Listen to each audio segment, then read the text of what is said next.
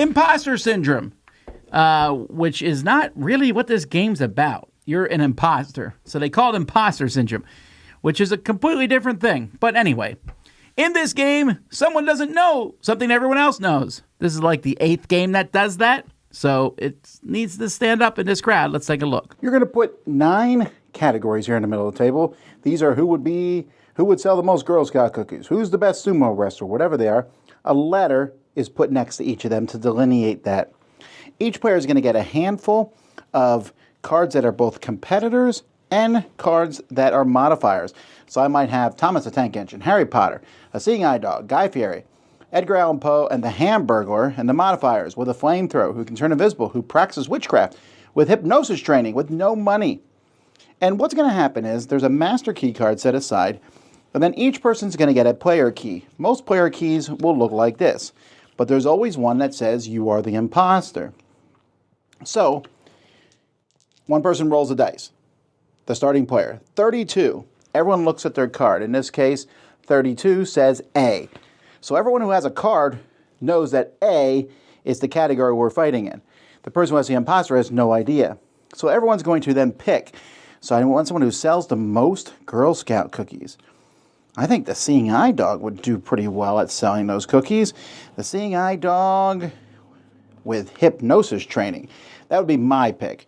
So we put those down, and then everyone reveals them, starting with the start player, one at a time. You turn over this master key card so everyone can see what the thing is. Okay, so it's A. And then you explain why you picked what you picked. So I explain why I picked the Seeing Eye Dog with hypnosis training. Next person has to say why they picked Zeus with 48 hours to live. And the next person picked Neil Armstrong on a horse. And the next person picked my mom who can fly. And then everyone's going to point to who they think the imposter is. You get a point if you pick the imposter. And if no one picks the imposter, or less than 2 people pick the imposter is going to get some points. And then you draw some more cards, start over, do it again. And everyone gets to be the starting player once, and whoever has the most points is the winner. The best game for me in this grouping of I know something or one person doesn't know something is Detective Club, but there's also Spyfall, and there's many games in this category where someone doesn't know something and they're trying to bluff their way through it.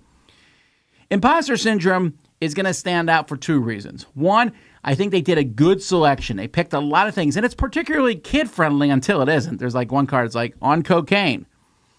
All right. So you might want to go through the modifier cards and if you're playing with kids, right? But, you know, I think the characters are easy. There's not a whole lot of, who is this person? Hey, it's Toucan Sam, and it's, I think they did a good job on that. And the price point's pretty low. I mean, I'm not going to argue that there's a lot of other, I mean, the quality is okay, the covers, whatever, and the names, whatever. I did find one of my daughters hates lying in games, and she said this one was easier than most. It was easier for her to explain because you looked at the stuff out there and you put one that you thought matched most of it. You know, that could do several of the things. And you hope one of those is the pick. And if it's not, if it's another one, you kind of bluff your way through a little bit, but it's not that hard. And sometimes you just don't have a card that matches. So I think it works pretty well. The card thing where you roll the 2 dice and find the letter in the card, that's slightly clunky.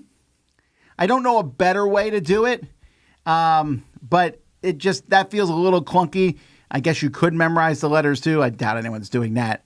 But still, I think overall it works and is one that a lot of people are going to enjoy. This is one I could see being sold at mass market style stores. So I give it a 7 out of 10, Impostor Syndrome.